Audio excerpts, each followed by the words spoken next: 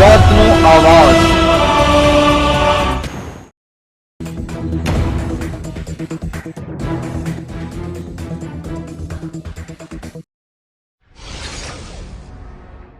રૂપિયા 3400 કરોડના ખર્ચે નિર્મિત વિશ્વના સૌથી વિશાળ corporate office building Surat diamond બુર્સને ખુલ્લો મૂકતા વડાપ્રધાન નરેન્દ્ર મોદી।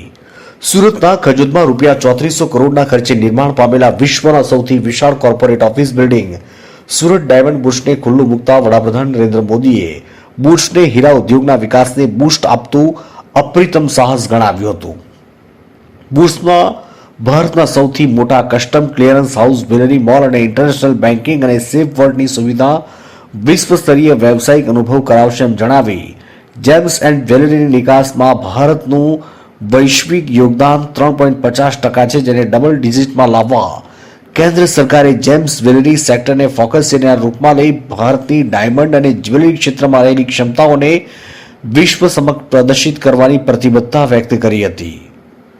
વડાપ્રધાને કહ્યું કે આફતને અવસરમાં ફેરવવાની શક્તિ સુરતવાસીઓમાં જોઈ છે।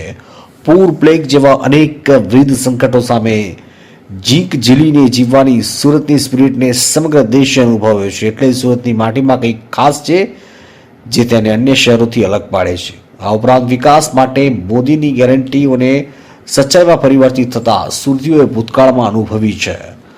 આ પ્રસંગે મુખ્યમંત્રી ભૂપેન્દ્ર પટેલે જણાવ્યું હતું કે સુરત ઇન્ટરનેશનલ એરપોર્ટની વધુ એક આગવી ભેટ વડાપ્રધાને આપી છે, જેનો આનંદ વ્યક્ત કરતા મુખ્યમંત્રીએ કહ્યું કે આ પગલાને કારણે ડાયમંડ એક્સપોર્ટને ગ્લોબલ પ્લેટફોર્મ મળશે અને વિશ્વના દેશો સાથે એર કનેક્ટિવિટી વધશે। દેશમાં રોડ અને રેલ નેટવર્ક એર કનેક્ટિવિટીનો વ્યાપ પણ બમણો થયો છે અને વિમાની સેવાઓ અને નવા એરપોર્ટ પણ વિકસ્યા છે અને 2014માં દેશમાં 74 એરપોર્ટ હતા, તે 9 વર્ષમાં વધીને 140 થાય એનો ઉલ્લેખ કર્યો હતો।